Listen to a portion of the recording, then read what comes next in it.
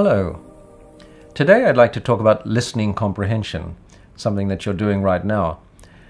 How does comprehension work? It's a very complex process, but researchers have identified two different strands, you might say, of listening that are important to think about. One is called bottom-up processing and the other is called top-down processing. Bottom-up processing is the traditional view of comprehension. It says when we try to understand something, either something in print or something we're listening to, we have to work through language. We work at the level of the word and the sentence, and then we extract the meaning from it. So we start from the bottom, which is the actual language we hear, and we analyze it, if you like, mentally, and then we arrive at the top, which is the meaning. For that reason, it's called bottom-up processing. Bottom-up processing suggests that the meaning is contained in the words that we hear or see. The meaning and the message are all contained in the language that we hear. However, there's another form of processing that's involved when we engage in comprehension, and that's called top-down processing. And top-down processing suggests that we start from meaning and then work towards language. What does that mean? Well, it means that we bring to comprehension background knowledge, ideas, information, expectations, and we use this as we listen, and that enables us to, if you like, bypass some of the bottom-up processing we might normally be engaged in. For example, supposing I tell you I'm going to tell you something about an earthquake. Immediately you activate knowledge that you have about this topic. Where did it happen? How many people were injured? What is being done about it? And so on. That generates a set of questions that you will use to process the information I give you about the earthquake. This is an example of top-down processing. It's using background knowledge as a basis for mapping what we know against what we hear and arriving at a meaning of the message. So the two go side by side, if you like, bottom-up and top-down.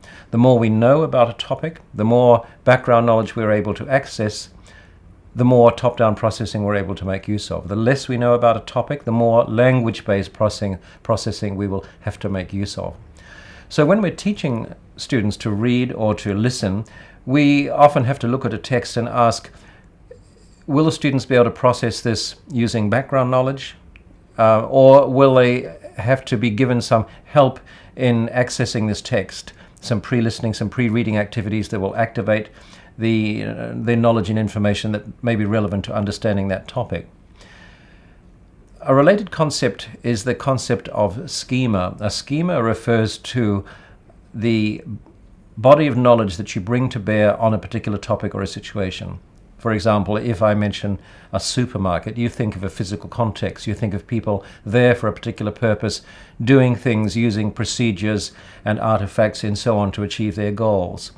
This is all part of the schema, if you like, of the supermarket. Again, I mentioned the earthquake and the information you bring to bear on that particular topic. So in real-world comprehension, we access hundreds of schemas of this kind which enable us to process language simply and effectively.